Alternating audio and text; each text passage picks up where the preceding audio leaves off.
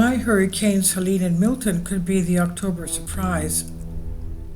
As Donald Trump spreads misinformation about Democrats not helping people impacted by deadly Hurricane Helene, there's a reason he may be nasty. Those victims are mostly Republicans. The Sun Belt battleground states of North Carolina, Georgia, and Florida are taking a pummeling from two megastorms less than a month before Election Day, and history shows a hurricane a month before a major election depresses turnout. This year, many of the hardest hit regions are Trump strongholds. In western North Carolina, 25 counties were included in the designated disaster area ravaged by Helene. According to data, voters in those areas are overwhelmingly independent and Republican. In 2020, they supported Trump by a wide margin, helping him win the state. If they don't vote this time around, Kamala Harris supporters could easily tip the toss-up state into her column.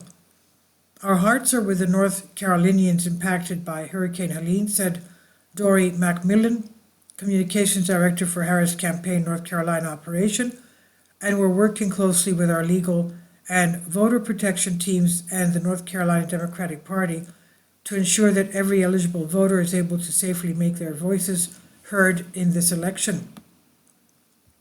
Election officials are also doing what they can to make sure people can vote. The North Carolina State Board of Elections passed a new slew of emergency measures this week for counties devastated by Helene. In these areas, local officials can modify early voting hours and sites in the ways they deem necessary. Early voting sites are in the process of installing porta potties, washing stations, and generators. Our hope is that everybody who's eligible to vote in those areas will be able to do so. The state's Board of Election Public Information Director Patrick Gannon told Daily Beast there will be options. Mail-in voting options could help, he said, with elections offices still sending and receiving mail, both for voters whose named homes were destroyed. Mail may be hard to access. He said the place where there would be issues would be if somebody's house is no longer there. Displaced hurricane survivors in North Carolina can request absentee ballots wherever they're staying and return them to any county board of election office in the state. And still, for the tens of thousands of people driven from their homes, voting is likely to take a back seat to repairing their lives. Things may not be much better for the Trump campaign in Georgia and Florida, where the hurricane devastated mostly rural and red areas. With Hurricane Milton bearing down on the Sunshine State, Florida that is, the full impacts of hurricane season on the election are still unfolding. Ahead of the storm, which has shown wind speeds of 180 miles an hour, President Biden has postponed a trip to Germany and Angola. Trump has delayed a roundtable with Latino Americans. The mayor of Tampa, a city that has not been hit directly in more than a century, told people who don't vacate, you are going to die.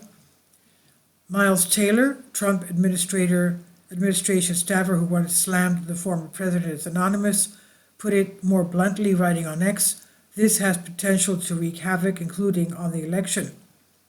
But Hurricane Milton, could tip the election the other way. Tampa, where the storm is likely to make landfall, is a repository of Democratic votes in the sea of red counties.